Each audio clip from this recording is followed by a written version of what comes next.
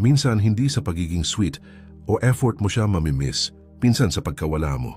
Kasi ang babae, hindi talaga namimiss ang lalaking laging nandyan. Namimiss nila ang presensyang hindi na nila makuha. At doon nagsisimula ang power of absence. Maraming lalaki ang nagkakamali. Kapag naramdaman nilang lumalayo na ang babae, lalo silang naghahabol. Text dito tawag doon, baka may iba ka na ba? Pero hindi nila alam. Bawat habol ay binababa nila ang sarili nilang halaga. Dahil sa mata ng babae, kung masyado kang available, hindi ka na valuable. Ang totoong alpha, marunong mawala, hindi para magpa-importante, kundi dahil alam niya ang value ng presence niya. Kaya ngayong gabi, pag-usapan natin ang 5 power of absence, kung paano ka mamimiss ng babae. Hindi dahil sa effort, kundi dahil sa discipline. Umpisahan na natin. Power 1. The power of detachment. Ito ang unang hakbang para mamiss ka ng babae, ang hindi pagiging dependent sa kanya emotionally. Sa simula ng relasyon, natural na may kilig, may excitement, may constant communication. Pero dumadating ang punto na kapag masyado kang available, nawawala yung mystery. At pag nawala ng mystery, nawawala rin ang attraction. Ang detachment, hindi ibig sabihin ng pagiging cold o walang pakialam. Ibig sabihin lang nito, marunong kang kontrolin yung sarili mong emosyon. Kahit gustong-gusto mo siya, hindi mo pinipilit ang sarili mo sa buhay niya. Kasi alam mong ang tunay na halaga ng lalaki, hindi sinusukat sa kung gaano siya kadikit, kundi kung gaano siya kayang mag-stand on his own. Tandaan mo bro, mas nakaka-turn on sa babae ang lalaking marunong kumalma. Yung hindi agad nagre-react, hindi nagme-message agad kapag hindi na-replyan. Yung tipong busy siya. Okay, ako rin naman may ginagawa. Yan ang power ng emotional detachment. Ipinapakita mo na kaya mong mabuhay kahit wala siya. At dito nagsisimula yung curiosity. Bakit parang hindi siya affected? Bakit parang hindi niya ako hinahanap? At sa bawat tanong na yan, mas lalo kang naiisip ng babae. Kasi bro, sa mundo ng attraction, ang tahimik na lalaki, madalas yung pinaka-nakakagulo ng isip ng babae. Hindi mo kailangang maging suplado o magpanggap na busy. Ang kailangan mo lang ay marunong kang ilagay ang sarili mo sa gitna ng emosyon mo. Kapag kaya mong maglakad palayo kahit may halong sakit, yun ang tunay na strength. At sa mata ng babae, yun ang nagiging dahilan para mamiss ka niya. Dahil sa detachment, nagkakaroon siya ng space para maramdaman yung pagkawala mo.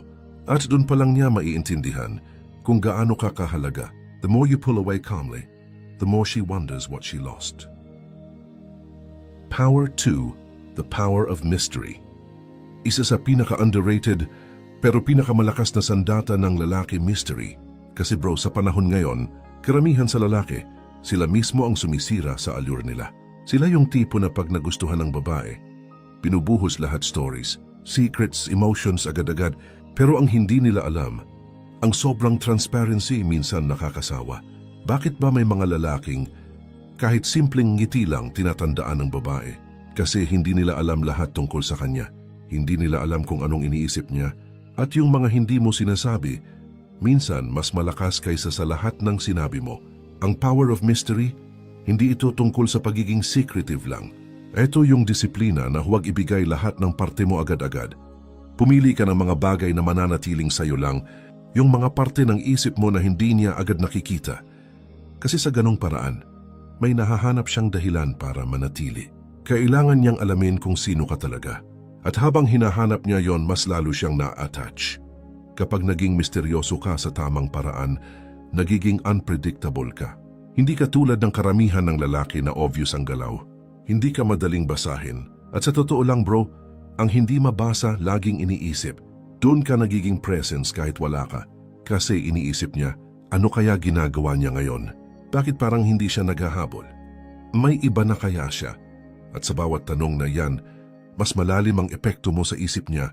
Pero tandaan mo ang mystery hindi peke. Hindi mo kailangang magpanggap para lang maging interesting. Ang tunay na misteryoso, grounded sa sarili niya. Hindi siya nag-overthink kung gusto pa siya o hindi. Hindi siya nagpapatali sa validation ng babae. Kasi alam niyang ang tunay na attraction, hindi mo kailangang pilitin. Kapag marunong kang maging tahimik sa tamang panahon, nagkakaroon ng bigat ang bawat salita mo. Kapag marunong kang umalis ng walang drama, mas malakas ang impact mo. At kapag marunong kang magpigil, mas nagiging intriguing ka. Hindi mo kailangang i-post lahat sa social media. Hindi mo kailangang magpaliwanag sa lahat ng kilos mo. Ang babae gusto niyang maramdaman na may lalim kang hindi niya pa naaabot. Yung tipong kahit ilang buwan kayong magkasama, alam niyang may parte sa iyo na hindi pa rin niya kilala. At yan ang nagpapanatili ng attraction. Kasi ang mystery bro parang apoy, kapag sobrang lapit, mawawala ang init. Pero kapag sakto lang ang distansya, lalo niyang gugustuhing maramdaman. At doon nagsisimula niyang maramdaman ang absence mo kahit hindi ka pa umaalis. Power 3. The power of focus on self. Ito bro, isa sa pinakamalakas na dahilan kung bakit mamimiss ka ng babae kapag napansin niyang mas gumanda ang buhay mo nung nawala siya. Maraming lalaki kasi, pag nawala ang babae parang nawalan din ng direksyon. Nalulunod sa lungkot, nagiging stagnant, naghihintay ng closure na minsan hindi na darating. Pero yung lalaking marunong mag-focus sa sarili, iba yun. Tahimik lang pero bawat araw may binubuo. Hindi niya ginagamit ang sakit para magmakaawa, ginagamit niya yon bilang gasolina. Kasi bro, habang ang iba abala sa paghabol, ikaw busy sa pag-angat. Habang siya nagpo-post para mapansin mo, ikaw nagwo-workout, nagle-level up, nag-i-invest sa skills mo. At diyan nagsisimula ang reversal ng dynamics. Ikaw na ngayon ang nagiging mysterious. Ikaw na yung nawawala pero ramdam pa rin. Ang focus on self, hindi lang tungkol sa gym o pera. Ito yung disiplina na ayusin ang utak mo, na imbes na isipin kung sino ang wala, mas iniisip mo kung sino ka na nagiging habang wala siya. Ito yung mindset na kung aalis ka okay lang, pero pag bumalik ka, hindi mo na makikilala ang lalaking iniwan mo. Kasi tandaan mo bro, growth is the most attractive revenge. Walang mas nakakagulo sa isip ng babae kaysa sa lalaking hindi bumagsak pagkatapos niyang mawala. Yung tipong umaangat ka, gumagwapo ka, nagiging mas kalmado, mas peaceful. At ang masakit para sa kanya, hindi niya na parte ng bagong chapter mo. Pag nakita niyang hindi mo siya sinusubukang balikan, nagkakaroon siya ng doubt. Bakit parang mas masaya siya ngayon? Na-move on na ba siya? At sa bawat tanong na iyan, mas lalong lumalalim yung pagkamis. Hindi dahil gusto ka pa niya, kundi dahil nararamdaman niyang nawalan siya ng isang lalaking hindi niya na ulit makikita sa ibang tao. Focus on yourself, bro. Hindi dahil para mapansin ka ulit, kundi dahil deserve mong maging buo kahit sinong mawala. At ironically, dun ka nila mas hinahanap sa mga panahong hindi mo na sila kailangan. Kasi habang nagiging better ka, nagiging mas obvious kung sino lang pala yung nagpadapa at sino yung tumayo. At sa dulo, hindi mo na kailangan ng validation.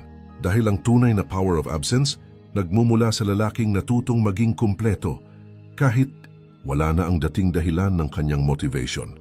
Absence na may progress. Yan ang kombinasyon na hindi kayang labanan ng kahit sinong babae. Power 4. The power of value. Bro, ito ang pinaka-importanting power na madalas nakakalimutan ng lalaki. Ang halaga mo bilang lalaki. Kasi minsan, sa sobrang gusto mong mapansin, nakakalimutan mong ikaw din ay may value. Binababa mo sarili mo para lang magustuhan, nagbibigay ng sobra kahit hindi naman nire-return. At pag sanay ang babae na lagi kang nandyan, nawawala yung thrill. Kasi sa totoo lang, hindi mo namimiss ang laging available. Ang power of value nagsisimula sa awareness na hindi mo kailangang ipilit ang sarili mo para mapansin. Kasi ang totoo, kapag mataas ang standards mo sa sarili mo, kusa nilang mararamdaman yung presence mo kahit wala ka. Hindi dahil nagyayabang ka, kundi dahil marunong kang pumili kung saan ka dapat magbigay ng energy. Tandaan mo bro, presence becomes valuable when it's rare. Kaya kapag nawala ka, saka lang nila nare-realize kung gaano ka pala ka-importante.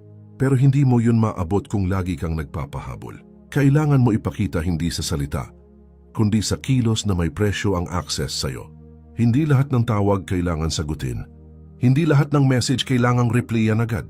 At hindi lahat ng energy dapat binibigay sa taong hindi marunong mag-appreciate. Ang lalaki na may value, kalmado. Hindi reactive, hindi seloso sa maliliit na bagay. Alam niyang kung totoo ang koneksyon, hindi kailangang pilitin. At kapag nawala siya, ramdam ng babae yung kawalan ng foundation. Kasi sa totoo lang, ikaw yung nagdadala ng balance. Yung tipong pag wala ka, parang may kulang kahit hindi mo pinapakita. Yan yung essence ng value. Hindi mo kailangang ipagsigawan, nararamdaman na lang. Kaya bro, huwag mong hayaan na mawala ang dignity mo sa pangalan ng pagmamahal. Kung gusto mong mamiss ka, huwag mong ibigay lahat ng sarili mo hanggang maubos ka. Kasi kapag binigay mo ang lahat, wala na siyang hahanapin pa. Ang sikreto, magbigay ng may control, magpakita ng care, pero huwag mong gawing sentro ng mundo mo ang babae. At ito ang nakakagulat na katotohanan. Kapag nakita ng babae na kaya mong mabuhay nang hindi mo siya ginagawang priority, doon siya nagiging curious. Doon siya nagsisimulang matakot. At doon niya marirealize, iba tong lalaking to. Kasi hindi mo siya tinrato na parang trophy. Tinrato mo sarili mo bilang prize din. At kapag pareho kayong may halaga, saka lang nagkakaroon ng tunay na respeto. At kapag nakuha mo yan bro, kahit wala ka, ramdam pa rin ang presence mo. Hindi dahil umaasa siya, kundi dahil alam niyang bihira ang mga tulad mo. Power 5. The power of patience. Bro, kung may power na madalas maliitin pero sobrang lethal, eto yon, patience. Kasi sa mundo ng emosyon, kung sino ang marunong maghintay, siya ang laging panalo. Tingnan mo, karamihan sa lalaki ngayon, impulsive. Konting delay ng reply, nagpapanik. Konting cold ng babae, nagme-message ng sunod-sunod. Pero ang totoo, ang babae, hindi nawawala ng interes dahil hindi ka nagparamdam, nawawala sila. Dahil masyado kang nagmadali. Ang power of patience ay hindi pagiging tamad o passive. Ito yung kakayahan mong kontrolin ang urge mo. Kasi alam mong hindi mo kailangang habulin ang isang bagay na para sa'yo at hindi mo rin kailangang ipilit ang koneksyon na hindi pa hinog. Ang lalaking marunong maghintay, marunong magbasa ng timing. Alam niya kung kailan lalapit at kung kailan tatahimik. Alam niyang ang babae, kailangan din ng panahon para maramdaman yung pagkawala mo. Hindi pwedeng araw-araw mo siyang kinakausap. Tapos magtataka ka kung bakit hindi ka niya hinahanap. Bro, kung gusto mong mamiss ka, bigyan mo ng oras na maramdaman niya kung anong itsura ng mundo kapag wala ka. Kasi patience builds curiosity. Habang tumatagal ang tahimik mong distance, mas lumalakas ang tanong sa isip niya, bakit parang wala siyang pakialam?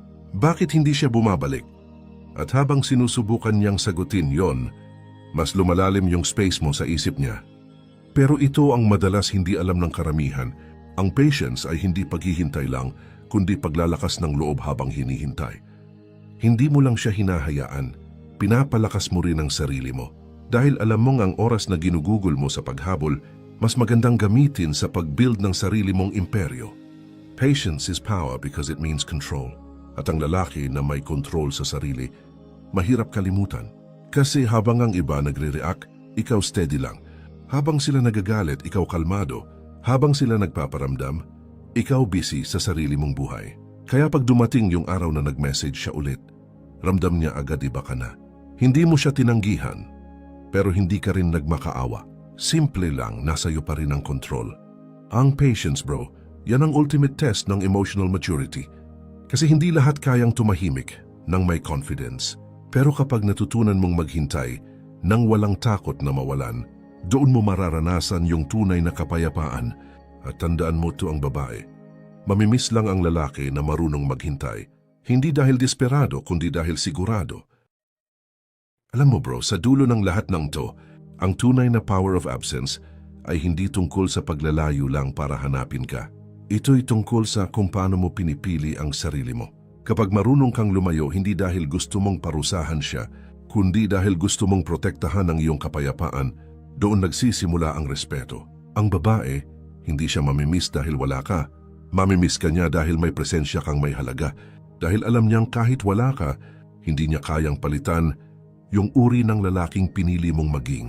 Karamihan ng lalaki, pag iniwan, nagmamadaling bumalik. Pero ang lalaking marunong sa power of absence, tahimik lang, di siya naghahabol. Hindi dahil wala siyang pakialam, kundi dahil alam niya na ang tunay na pagmamahal ay hindi nakukuha sa pagpilit, kundi sa pagpipigil. Kapag natutunan mong gamitin ang katahimikan bilang sagot at ang paglayo bilang pahayag ng dignidad, magiging kalmado ka sa gitna ng emosyon. Hindi ka na madaling basahin at hindi ka na madaling i-control. Kasi minsan bro, ang pinakamalakas na paraan para iparamdam ang halaga mo ay yung pagkawala mo. Kung nagustuhan mo tong video na ito at gusto mo pa ng mga ganitong lalim na usapan tungkol sa stoicism, dark psychology, at nature ng babae I like ang Videk. Mag-subscribe ka na at i-hit mo na yung bell icon, bro. Mas marami pa tayong pag-uusapan dito. Ito ang channel para sa mga lalaking nagigising, hindi lang nagmamahal. This is your reminder. Huwag kang matakot sa pagkawala. Minsan doon ka mas makikilala at mas mamimiss